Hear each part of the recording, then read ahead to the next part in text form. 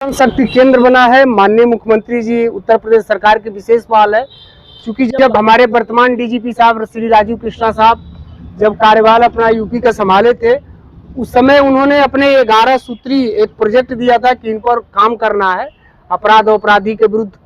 दूसरा जो पॉइंट था, उन्होंने महिला संबंधी अपराधों में त्वरित कठोरतम कार्रवाई और महिलाओं का सशक्तिकरण और संरक्षण, जिसके तहत पहले से भी थानों पर महिला हेल्प डेस्क आदि काम कर रहा था।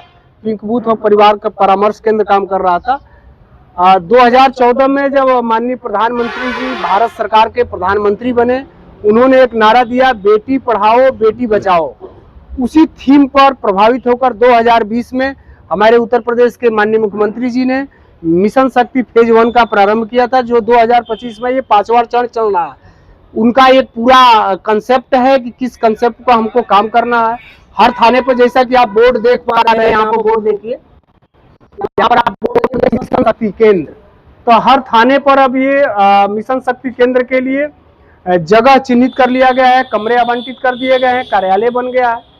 अब ये मिशन शक्ति केंद्र इसको आप देखें, वन स्टॉप सोल्यूशन हो गया है। वन स्टॉप सोल्यूशन का मतलब कि मिशन शक्ति केंद्र के अंतर्गत अब जो है यह एकल समाधान केंद्र महिला संबंधी मामलों में लेके ये महिला हेल्प डेस्क का काम करेगा। महिला beat policing, anti Romeo, pink booth, परिवार परामर्श केंद्र, महिलाओं से संबंधित मामलों की काउंसलिंग, महिला संबंधी अपराधों पर प्रभावी कार्रवाई, उत्तर प्रदेश सरकार की महिलाओं और बच्चियों से संबंधित योजनाओं के बारे में पंपलेट, अन्य माध्यमों से प्रचार प्रसार, जागरूकता, चौपाल, और यहाँ तक कि अब इसमें महिला साइबर सेल भी बनेगा, ऑनलाइन फैमिली काउंसलिंग भी होगी।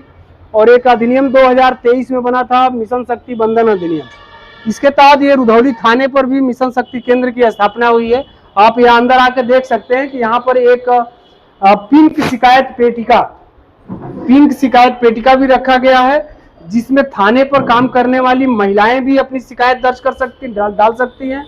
बाहर से भी कोई महिला आती है, वो भी अपने शिकायत कागज में लिख के डाल सकती है। उसको अपना नाम पता नहीं लिखना है, वो केवल शिकायत डाल देगी कि ये चीज, ताकि पता नहीं चल पाए कि वो शिकायत किसने डाला है। उसका नाम गोपनीय रखा जाएगा, जैसा कि 1090 में होता है। और यहाँ पर ये महिला हेल्प डेस्क का काम महिला आरक्षी द्वारा ही किया जाता है। कोई महिला प्रार्थना पत्र लेके आती है तो उसकी सुनवाई, रजिस्टरों में एंट्री करना।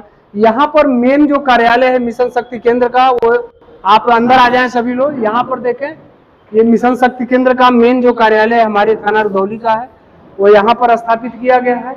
यहाँ पर मिशन शक्ति का क्या काम है, पांडे जी ये देखिए, मिशन शक्ति का क्या काम है वो सारी चीजें लिखा गया है कि इसके अंतर्गत जो है महिला help desk, anti Romeo squad, महिला बीट पुलिसिंग, सारी चीजें एक कंसेप्ट समझने के लिए आम जनता को भी कि क्या क्या कार्य हमको करने हैं, अवेयरनेस प्रोग्राम कराने हैं, काउंसलिंग करनी है, महिला अपराधों पर कार्रवाई करना है।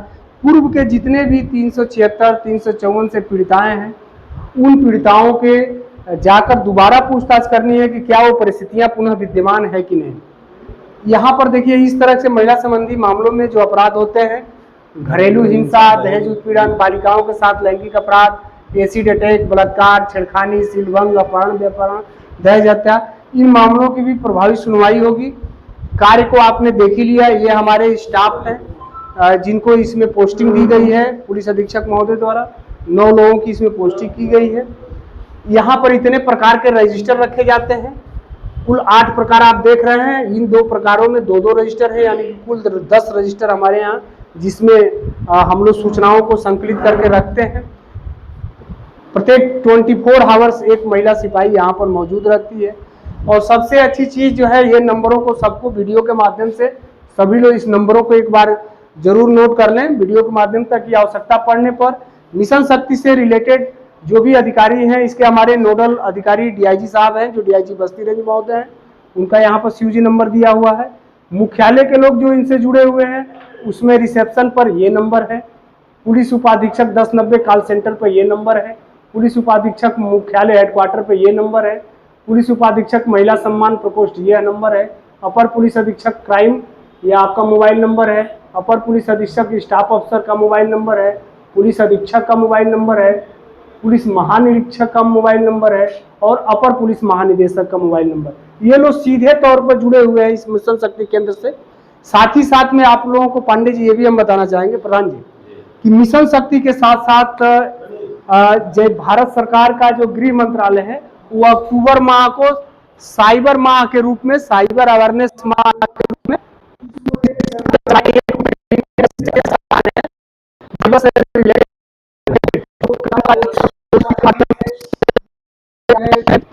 आप कोई लिंक क्लिक कर देते हैं अन्य माध्यमों से जो आपके साथ फ्रॉड हो जाते हैं। तो ये मुख्यतः इसमें देखिए 4 पोर्टल है। पहला पोर्टल आप देख रहे हैं राष्ट्रीय साइबर अपराध रिपोर्टिंग पोर्टल, जिसको NCCRP पोर्टल कहा जाता है। अच्छा, इसका जो साइबर का हेल्पलाइन नंबर आप सभी लोग जान नहीं रहे हैं 1930 है। अगर 48 घंटे के अंदर आपने कंप्लेन किया तो आपको कॉल सेंटर पर 1930 पर आपकी कॉल को रिसीव की जाएगी।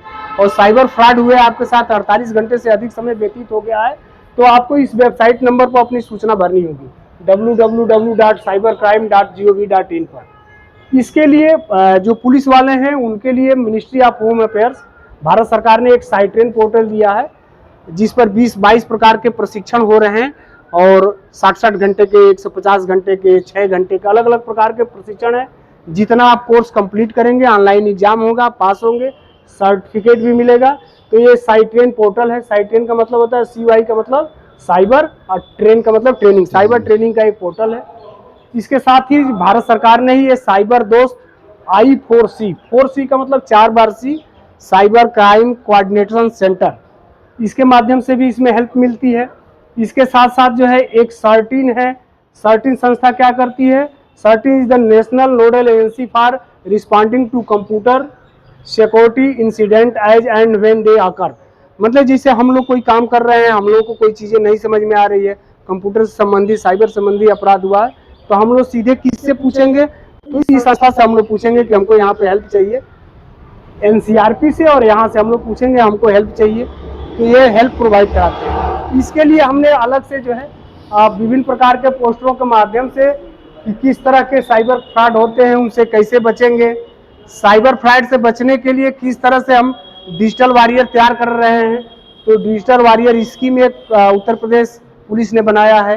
कैसे स्कूलों में जाएंगे, कैसे सोशल मीडिया इन्फ्लुएंसर से हम जोड़ेंगे। जैसे आप मान लीजिए फेसबुक चलाते हैं, इंस्टाग्राम चलाते हैं, ट्विटर चलाते हैं, तो उस पर क्या है, आपके पास फॉलोअर्स अगर काफ़ी संख्या में है तो हम आपसे जुड़ेंगे ताकि हमारा प्रचार, साइबर से रिलेटेड प्रचार आप भी करें, पुलिस के अच्छे कार्यों का प्रचार भी करें, केवल पुलिस की बुराई ही ना करें।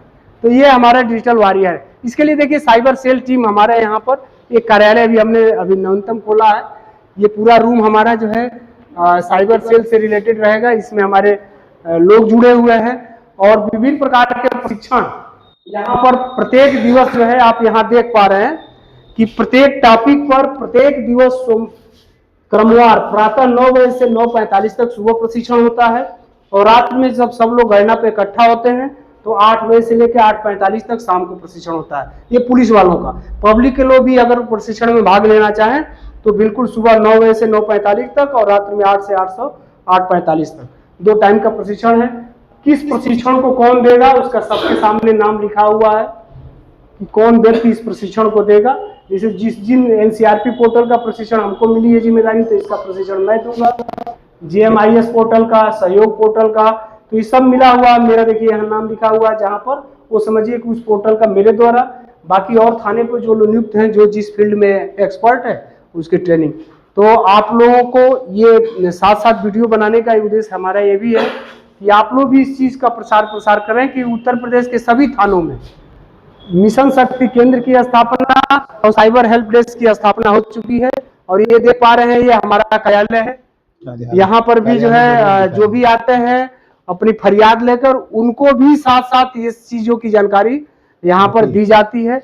विभिन्न प्रकार के क्राइम पर और उनके कार्रवाई पर एक बिल्कुल चार्ट बनाया गया है, किस व्यक्ति को क्या काम करना है। आप एक बार उधर दिखा दीजिए, सबको कार्य ऊपर आवंटित है। देखिए ऊपर देखिए किस व्यक्ति को क्या काम करने हैं, सब पर जो है कार्य आवंटित हुआ है उसमें।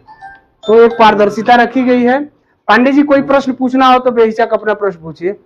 भाई साहब ये सवाल ये था हाँ कि हमारे भाई साहब के व्हाट्सएप पे एक लिंक आया था, हाँ KYC करके, ठीक है, साइबर के थ्रू आया था। वो तो बाद में पता चला, वो जैसे लिंक ओपन किए तैसे तुरंत उनका मोबाइल हैक हो गया और सारा डॉक्यूमेंट जो था सब कुछ वो सब पे शेयर होने लगा। हाँ वो एक्सेस हो जाएगा और उस पे फिर तुरंत इधर उधर से फोन मेरे भी नंबर पे आने लगा और जी, जी। जितने लोग उनके व्हाट्सएप में जितने लोग थे सब पे जाने लगा। जी, जी। फिर तुरंत मैं मोबाइल बंद करवाया, उनका ईमेल आईडी चेंज करवाया, फिर कुछ देर मोबाइल बंद सिम उम निकालने के बाद फिर उसके बाद कुछ देर बाद जाके वो सही हुआ। देखिए यहाँ व्हाट्सएप तक में कि डीपी ऊपी सब चेंज हो गया था। व्हाट्सएप में और फेसबुक में 2 स्टेप वेरिफिकेशन का एक ऑप्शन आता है।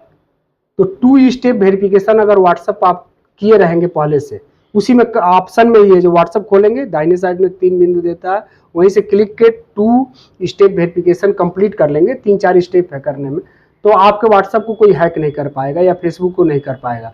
उसमें 6 अंकों की डिजिट का आपको ओटीपी वो मिल जाएगा, सिक्योरिटी कोड मिल जाएगा। और अगर आप ही अपने व्हाट्सएप को अगर 2 दिन नहीं देखे, तीसरे दिन खोलेंगे तो नहीं खुल पाएगा वो, जब तक 6 अंकों का आप उसमें सिक्योरिटी नंबर नहीं डालेंगे। तो उसका 2 स्टेप वेरिफिकेशन करा लीजिए। और कोई भी व्यक्ति किसी प्रकार का साइबर फ्रॉड होता है, तुरंत अगर फाइनेंशियल फ्रॉड हो गया, पैसा कट गया, तो बिना देरी किए 1930 पर कॉल करिए। और नहीं तो इस तरह के फ्रॉड है तुरंत हमारे थाने पर संपर्क करिए। अगर हमसे हो पाएगा तो हम कर लेंगे, नहीं तो आपको साइबर एक्सपर्ट के पास अपने साइबर सेल में भेज देंगे। प्रधान जी आपका कोई क्वेश्चन? एप्लीकेशन साहब हमारे यहाँ एक वंदना नाम की लड़की है, अभी 1 महीना से ऊपर हुआ होगा। उसके पिता जो है रहते हैं पूना में। तो उस पिता का नाम जानने के बाद उस लड़की को कॉल किया गया कि वंदना बेटी आपके पिता ने मुझे 13,000 रुपया दिया है आपके खाते में लगाने के लिए, तो मैं ये 1 रुपया भेज रहा हूँ आपको, पहले चेक करके बताओ। तो बताई कि हाँ आ गया, नहीं आया है। तो उसने कहा मैसेज में देखो, तो मैसेज साफ भेज दिया। तो बोले हाँ ठीक है आ गया। उसके बाद फिर 10,000 रुपया भेजा, उसका भी मैसेज आ गया। उसका भी मैसेज आ गया। फिर उसने 3,000 भेजने के बहाने बोला वो 30,000 चला गया। तो मैसेज 30,000 का आ गया। तो उसने कहा कि बेटा ऐसा है कि मेरी बेटी एक फला जगह रहती है, उसका बहुत जरूरी काम है, ये पैसा उसके लिए भेजना था, 17,000 वापस कर दो। तो 30,000 वापस कर दो, मैं 3,000 आपको भेज दे रहा हूँ बाद में। तो उसने 30,000 अपने अकाउंट से कर दिया। फिर उसके बाद थाने पे एप्लीकेशन दिया गया, उसके बैंक डिटेल भी निकाल करके सारे चीज दिए गए, लेकिन अभी उसका कुछ रिस्पांस असल में नहीं, जो कॉलर रहते हैं उनकी आईडी भी फेक रहती है, वो दूसरे के नाम पर तुरंत बंद हो गया। बंद भी ना भी करें तो उनकी आईडी भी फेक रहती है, सिम भी दूसरे के नाम पर लिए रहते हैं। इसको क्रेडिट फ्रॉड मैसेज कहा जाता है। जैसे हमारा अकाउंट एसबीआई में है, तो एसबीआई जिस तरह का मैसेज देता है ना, पैसा तनख्वाह आने पर कि 10,000 क्रेडिट हो गया, 50,000 आ गया आप में, ठीक उसी प्रकार के साइबर फ्रॉडर भी मैसेज भेजेंगे। आपको लगेगा कि आप में खाते में पैसा आ गया, लेकिन खाते में नहीं आया रहता, मोबाइल के मैसेज में रहता है। और वो क्लोनिंग करके आपके चाचा पापा और साइबर क्रिमिनल्स उसी आवाज में बोलेंगे कि मैं आपका चाचा ही बोल रहा हूँ, रिश्तेदार बोल रहा हूँ, और गलती से इतना पैसा चला गया बेटा, और शेष पैसा रख लो, पापा वाला उधार वाला काम भी करते हैं। ये नया फ्रॉड है। हाँ, उसको डिजिटल उसको कहते हैं डिजिटल हाउस अरेस्ट जो करा रहे हैं सब, वो पुलिस की वर्दी में उधर से दिखाई देंगे, पीछे बिल्डिंग भी पुलिस की दिखाई देगी, और दिखाई देगा कि ओरिजिनल पुलिस है, सब कुछ साफ सही है, उसी गाड़ी का हुटर भी सारा चीज साफ।